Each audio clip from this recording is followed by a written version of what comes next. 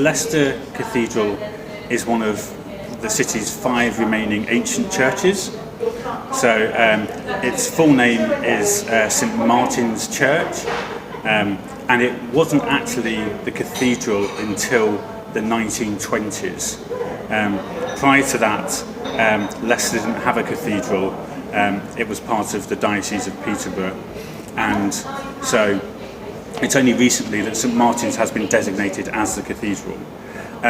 This has always been a quite wealthy part of the city from medieval times, which is why the church prospered greatly during that period. It had many wealthy benefactors, and so as such it grew and it developed, and its position sort of at the heart of the modern city kind of singled it out as the natural place for it to be the cathedral of the city.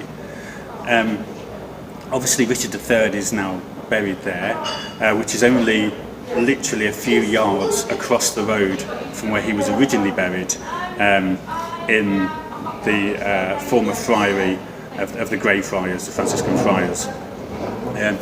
His body went missing for many years. People thought that the legend in Leicester that I grew up with was that when King Henry VIII dissolved the monasteries and dissolved the friaries, that Richard's remains had been dug up from the friary and taken to the River Soar and thrown into the river at Bow Bridge.